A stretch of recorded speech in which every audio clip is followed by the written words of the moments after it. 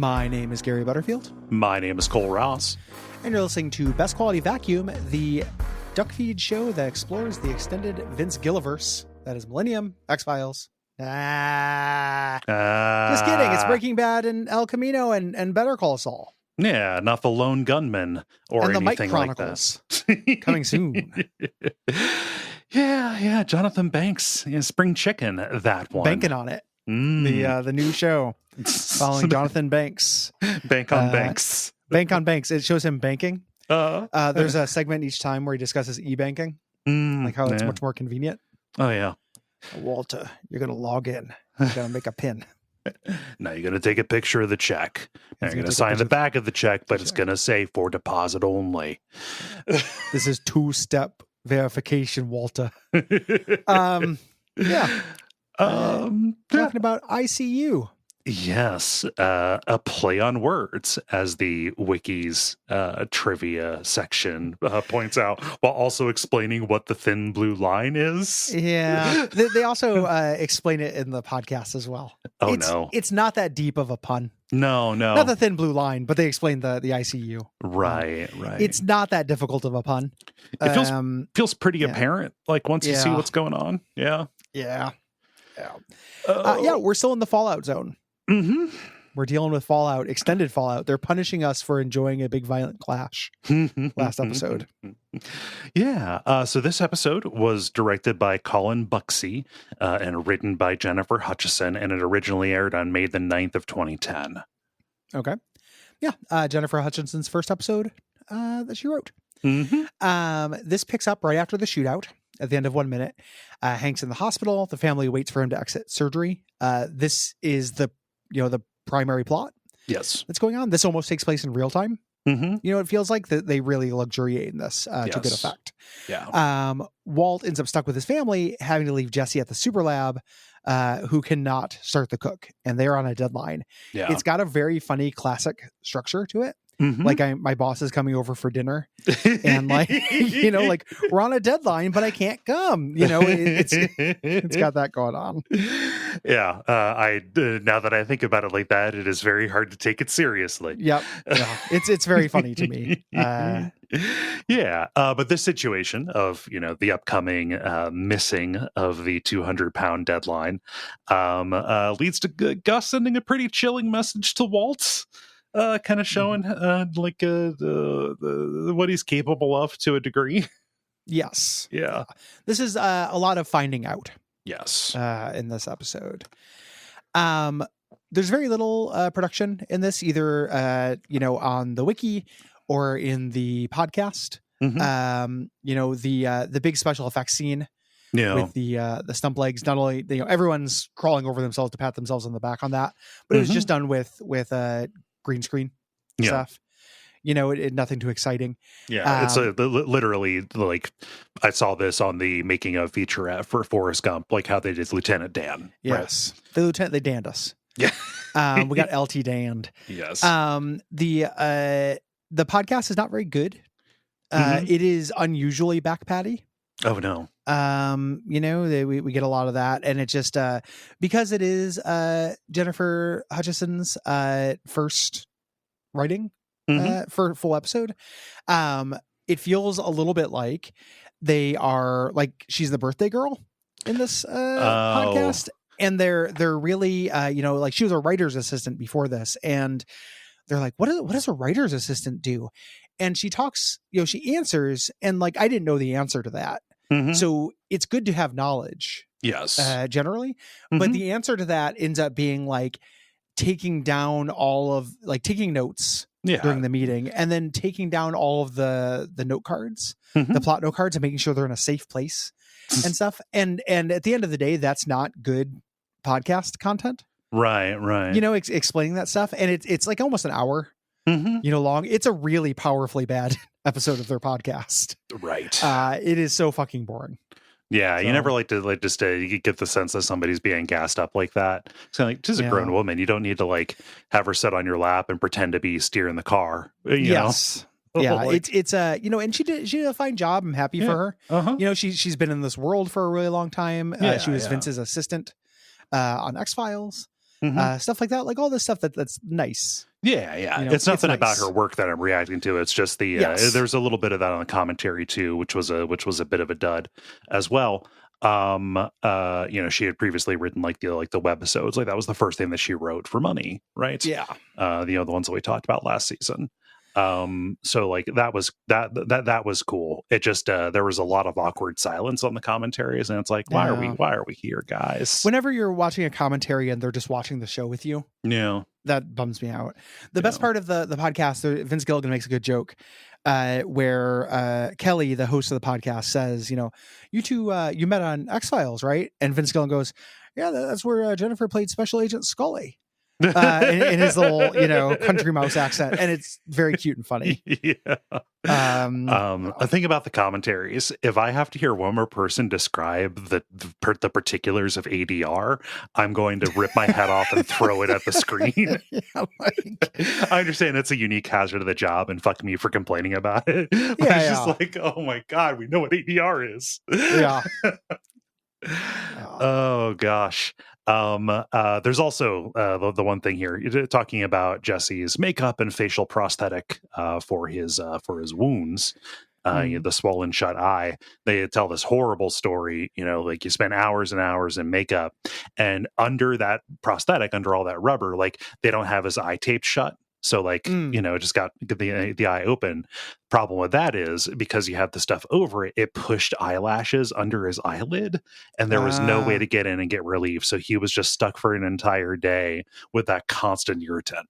That sucks. Yes. Yeah, that's no good. Yeah. Let's get into it. Let's do. We've got a fun cold open. Yeah, this is funny. This is good. Jesse, gets dressed. He's still beat up, but he's ready to be released. A nurse wheels him outside of the hospital, and he lights up a cigarette. Funny line. The nurse says, sir, you need to be 20 feet from the door to roll. And he waits a good, there's a good beat. So roll me further, bitch. And the nurse just goes in, keeps his dignity. Walks away. Yeah. And then ambulances rush up.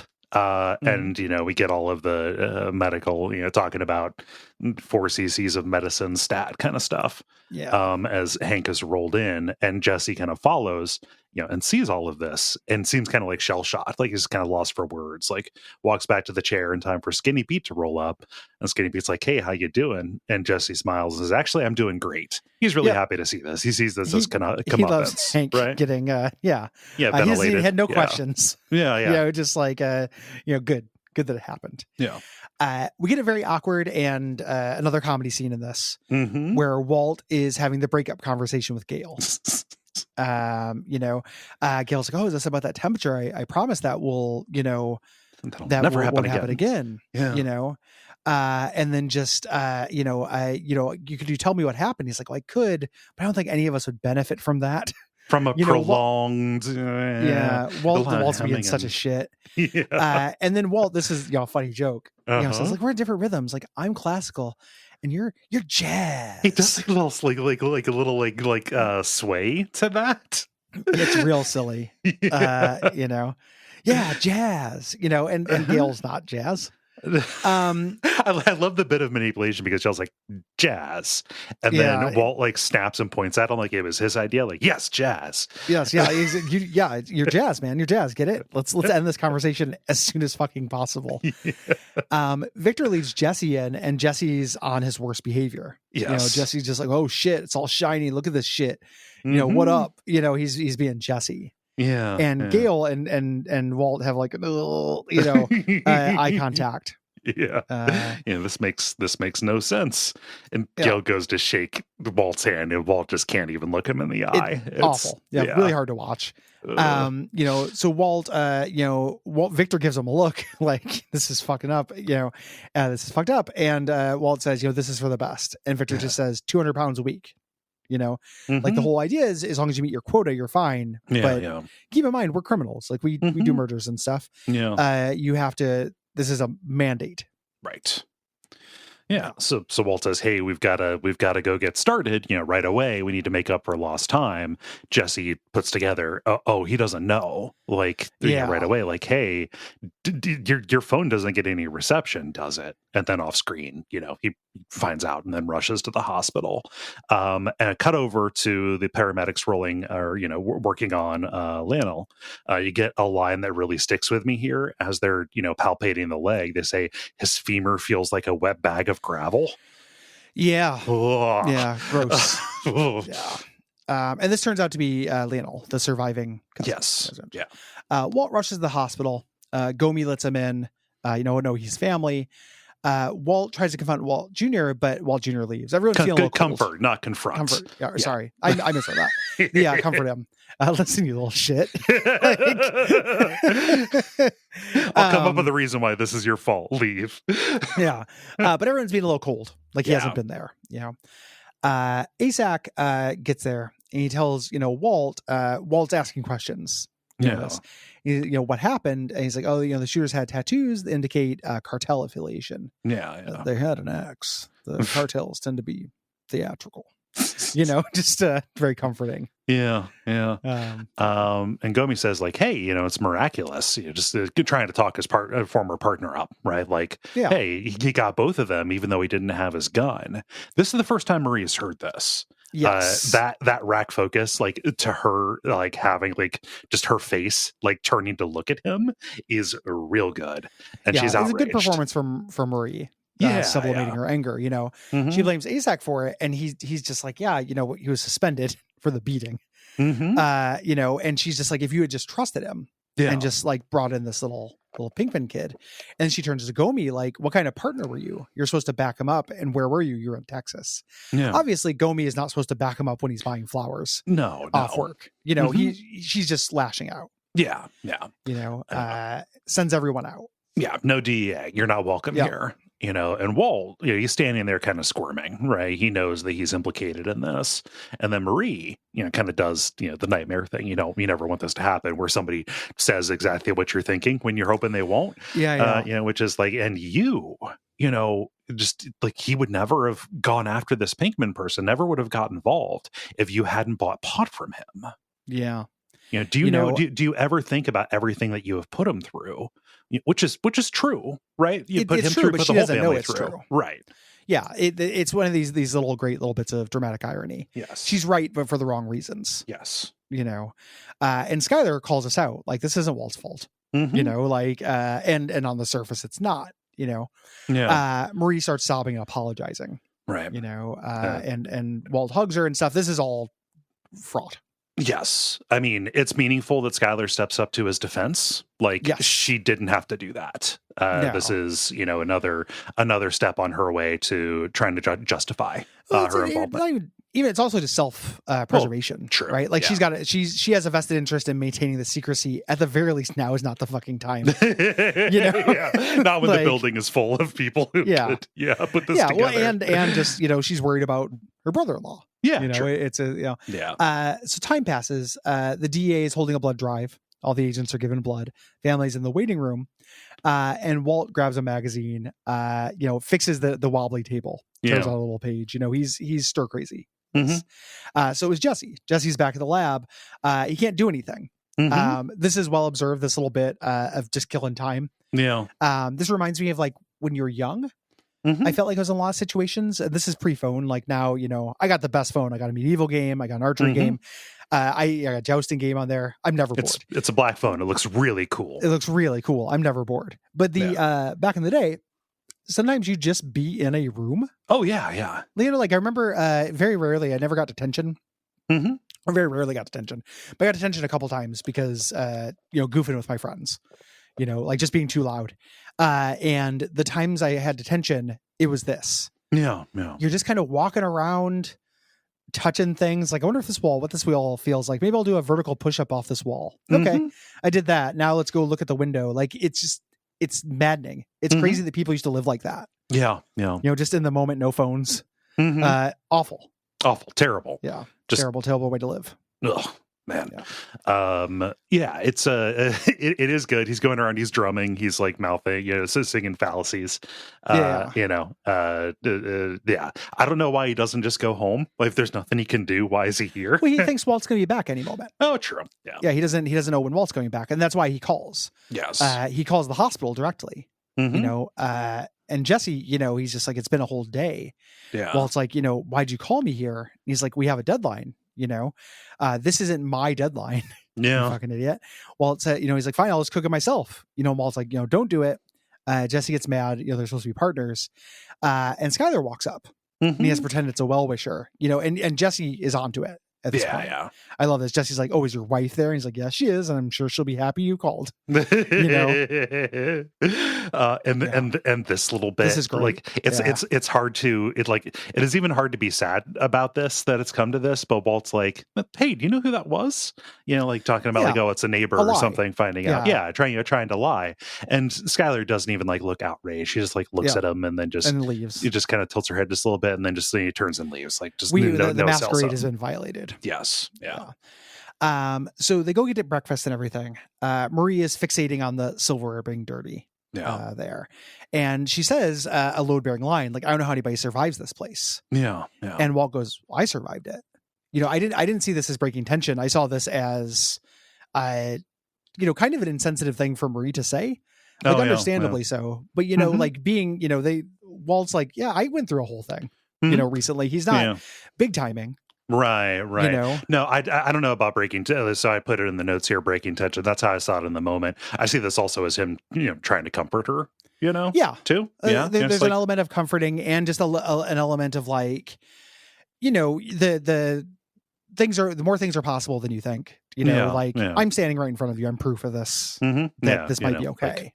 This isn't about the silverware. You're feeling hopeless. You're looking for all these signs that things, can only possibly go wrong when evidence to the contrary is right in front of you. Right. Yeah. And this feels genuine. Like, this is not manipulative. I love this. This is one of the, vanishingly few times, decreasingly so as we go on, that Walt is very genuine here with his family. Right. And he says, do you know how afraid I was the day of my lobectomy, knowing that I was going to be coming in here, they'd cut me open and take away, part of me that had been with me since the day I was born. Right. Worried that I would never wake up again, as they were taking me back. And Skylar's sitting there and tearing up. Like, this is bringing up an awful lot of raw memories. Right. Yeah. Yep. He says, the main thing I remember is hitting every green light on the way. And just, why today? Why can't I spend just a couple extra minutes with my family? I never want to be stuck in traffic so bad in my life. Yeah. Just heartbreaking line. And then says, anyway, I survived this place. I'm not half the man your husband is, which is a thing, that's a nice little bit of a rare bit of self-awareness and everything. Very good. Yeah. He takes Skylar's hand. She takes his hand back. She's feeling affection as well. Marie cries. It's a really nice family moment. This is like, that feels like such a like, I don't know. I've had thoughts like that before. Why every green light right now? Like, that is that feels very well observed to me. Yeah. It's a good little bit of writing. Juan Bolsa calls Gus. He's like, what the hell happened north of the border, implicating him in giving the go ahead for the cousins to make a move. Hank. And Gus is playing it cool. Yeah. Like, hey, all shipments are going to be delayed. And Juan Bolsa is like, hey, I'm going to get the details from the surviving twin later. This is news to Gus, right? Yep. Plans to get him the best representation. God bless America, innocent until proven guilty, right? Yep. I'll get the details. This scene has a lot of added kind of weight to it, just a little bit, with Better Call Saul and everything. Yeah. Juan Bolsa, all the people in the cartel are obviously shits. Yes. Juan Bolsa has put his neck out for Gus for 2 whole series. Yes. Basically, and then this just kind of shows that, like, not only does Gus hate the Salamancas, he is as ruthless as everyone else. Oh yeah. This is somebody, the closest thing he could have to a friend in the cartel. Yes. And he's still fine with him being fucked over. Yeah. It's going to directly burn him. Yeah. Yep. The surgeon comes out and tells the family Hank's out of surgery. He's on his way to recover, but you can't come and see him. We need to make sure he stabilizes. Yeah. So another big wait, right? Like, oh, Walt can't go home. It's still up in the air. Yep. So this is still good, but it's still up in the air. Skylar suggests that they take a break. Marie says, I'm not going anywhere. And so does Walt Jr. Walt pats him, nice little moment of pride there. And then Walt says, I'm dying to brush my teeth. Do you want me to go grab some stuff? And grab some stuff from Marie's house and everything. Yeah. On the way out, Walt runs into Gomi and the DA. And, they're kind of small talking. And Gomi says, you got to see what Hank did to that bastard. Yeah. And then he gives him a look. He goes, do you want to see? This is Gomi has a bunch of great kind of grins, lopsided like sadistic grins in this episode. Eyes fully open, you see the full circle of the iris. We get a lot of that from Gomi. It's good. I also love that when Hank is not present, Gomi just has Black Walt next to him. All I could think of is the Key and Peele Black Republicans sketch with that guy. Just another bald man with a lighter goatee, right? But sitting glasses, roughly the same height as Walt. It's very fun. It does look like a Black Walt. So they go up there to look, and Walt sees Lionel. And it's important to note this is the first time Walt's seen these people who've been stalking him for a season. Yes. This is their first confrontation at all. And Lionel, when he sees Walt, he hoists himself out of bed, shows he's missing his legs and crawls towards him, leaving a trail of blood. Yes. Making eye contact. Like, I will fucking kill you despite, this whole business. It's almost as though Lionel is looking at Walt and saying, I see you. Oh, now I fucking get it. Yeah. That's the meaning of the episode. Hold up. Where are they doing this? The care in this unit seems very intense. It seems very intense. But so this is Walt. This is a thing they talk about this on the best part of the podcast is they talk about the difficulty of writing this scene because the audience is way ahead of Walt. Yes. They need to make it dramatic that Walt is finding out that he's been in danger and everything. And it's stuff the audience has known for the entire season. And I think they do as good a job as you can with this. It does have a feeling of going through emotion to me a little bit. That, I don't like this episode as much as I like the last episode. Like, I think this is good. But there's a limiter based on, we just have to see Walt realize things we know. Yeah. And you can get some joy in the performance in that.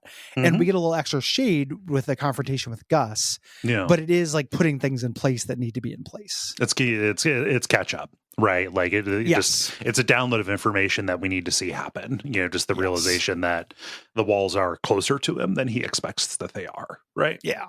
Yeah. Yep. And, a final send off for these twins who have been Terminators the entire time. Even without legs, he would crawl to get a chance. Right. More of this cartoonish characterization. Very fun scene with Jesse goofing around in the lab. Again, rolling around in a chair, putting his head on the vent vacuum, putting his dick in the vent vacuum, inflating his suit. You've probably seen that gif of him dancing in the little thing. That's real fun. Just absolutely amazing moment of embarrassment when Victor walks in on him doing that. He looks up and he tries to push the air out of the suit. One of my all-time favorite version of that scene is the Mr. Show episode where David Cross is singing "I'm a Superstar in a Superstar Machine" into his hairbrush in the bathroom, and somebody walks in, which is the absolute worst thing. The guy who walks in is like, "Kid, you got the goods," and then he gets a record deal, and it's a really, really great opening to an episode of that show. But yeah, you don't want somebody walking in when you're doing that stuff. Just like imagining myself at like 19. Partially nude, singing "Crush" with eyeliner in front of a mirror, and just Victor walking in and being like 200 pounds a week. He's like, 200 pounds of what? I'm 19. Who are you? Yeah. I haven't seen this show yet. Yeah.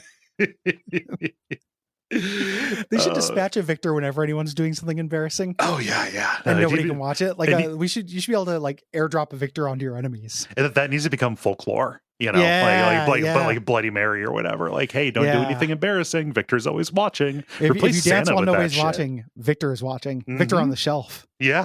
Yeah. And just, you think nobody's watching, and he just 200 pounds a week. Oh gosh. So Walt gets back to the hospital and there's another courtesy call, right? And he's standing at the counter surrounded by DEA agents talking to Jesse about this. And Jesse is saying like, hey, this the creepy guy, the one that I'm allowed to talk to. He gave me the dead eyes. We have to fucking cook. And this is a little moment I don't like that much. I feel like this is kind of bad Walt characterization. Mm-hmm. So Walt immediately changes the subject to being about what Tuco said in the desert. He's bringing up cousins. He's putting 2 and 2 together with the twins. Yeah. That part's fine. Mm-hmm. I think that Walt would, like, it is very within Walt's personality to not give a shit about Jesse in this situation. It's not within his personality to not give a shit about the cook. Yeah. Like, the idea that Gus sent down a representative to, like, ask why the fuck aren't you on this deadline, Walt would be planning around that. Yes. Him just kind of being single focused on this. Like, I understand he's scared because of the shit that's happening, and they play it out okay, but I just felt like that didn't ring as super true to me. This doesn't feel like a ball that he would necessarily drop. Yeah. So he gets back to the waiting room.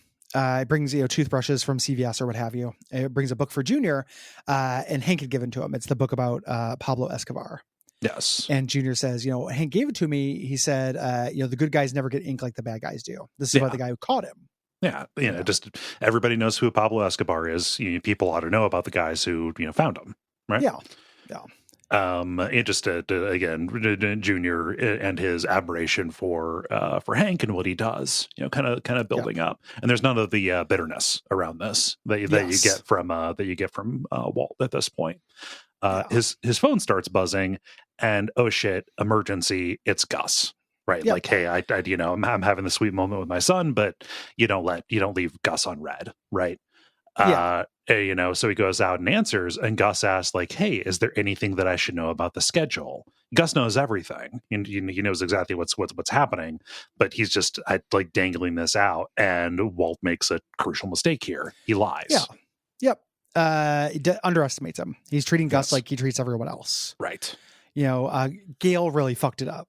Mm-hmm. So the equipment wasn't calibrated. It's all very technical and boring. I don't want to bore you with the details. Mm-hmm. We 200 pounds. We're not going to be able to make this shipment. We will do double next week. Mm-hmm. Yes. And Gus says, "I have your word on that." Just like fucking A.